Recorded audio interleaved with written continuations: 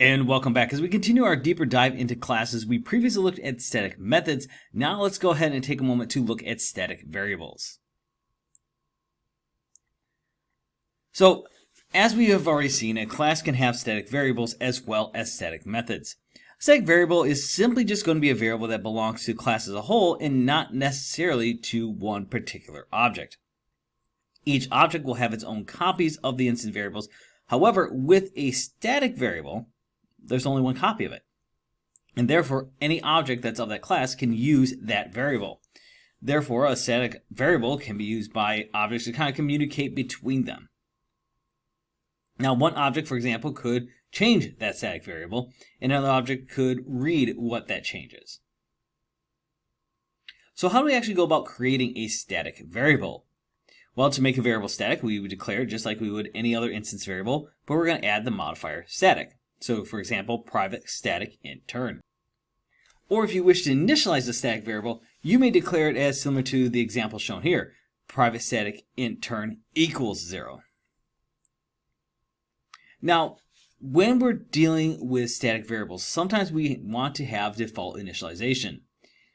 If you don't initialize a static variable, it is automatically initialized to a default value. And this is something important to keep in mind. So, for example, all your booleans are set to false. Static variables of all their primitive types, such as int, char, these are going to be initialized to their respective 0 value. So like an int will be 0, a double will be 0.0. Now static variables that are of a class type like string will automatically be initialized to null.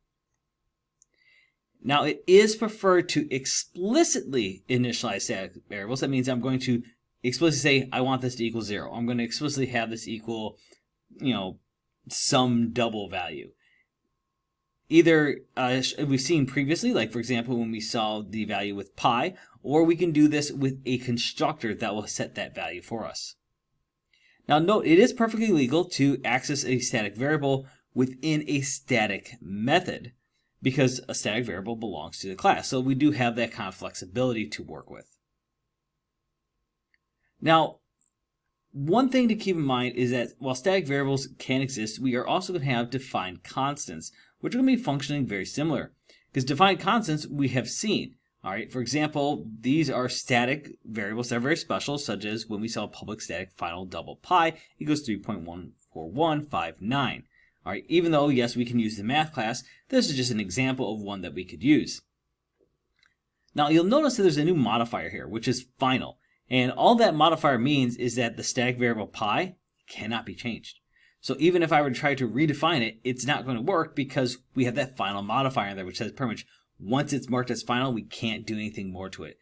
And because we can't do anything more to it, these defined constants are typically going to be public instead of private because they're going to be used necessarily not just in that class, but also can be used outside of that class. And of course, as I've already mentioned, we saw this constant in use in the class roundStuff.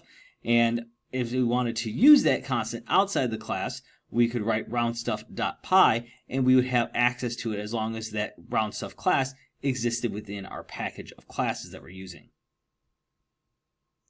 Now, one of the last things to wrap up here with is programming style. Good programming style dictates that static variables should normally be marked private, unless they are marked final. And when they're final, remember that means they are defined constants. So anytime you have a static variable, kind of like most of our instance variables we've seen up to this point, they're going to be private. The only time we change it is when they're a constant, in which we will change them to public.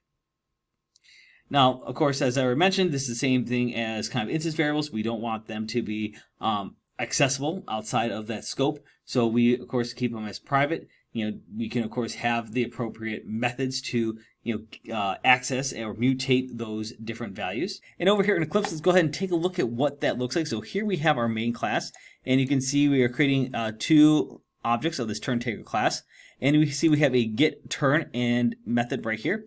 And what is that? If I look over here, get turn is, of course, existing down here. So we have a get turn, and it calls turn plus plus, return turn.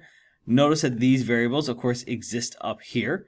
All right, turn, of course, is a private static integer that only exists for this class. But because it is static, I can call that explicitly. All right, so that's why you see like turn plus plus down here. If I look over here, in our main class, we don't have access to that because, again, this is a private, not a public. If this was public, then yes, I could call it directly.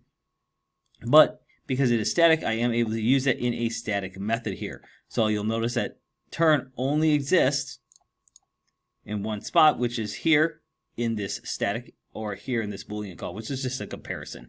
But most of the other ones are going to, of course, compare some other pieces here. But the most important thing to take a note is, of course, we have a private static int, allows us to call that directly. Now, yes, I could take this static modifier off and have it just be a private int, turn equals 0. That could work too. But again, there's times we want to have that explicit call to this without having to worry about managing it. Now, in our main, again, you can see we have the getTurn method. GetTurn, again, notice what we have here. It is a static method. So that allows us to call that explicitly. We don't necessarily have to have a object reference here. All right, notice there is an object reference for getName here, but not for the turn ID. So very important note there. So let's go ahead and run this. And you'll see we get turn equals 1, love from Romeo, turn equals 2, turn equals 3, love from Juliet, turn equals 4. So again, very simple of how this program kind of executes. The biggest thing, again, to kind of keep in mind is how these static modifiers change, how we might use them. And you don't have to necessarily have static modifiers in your program, but they are a technique that we can use in our programming to really help give us some more flexibility in our code.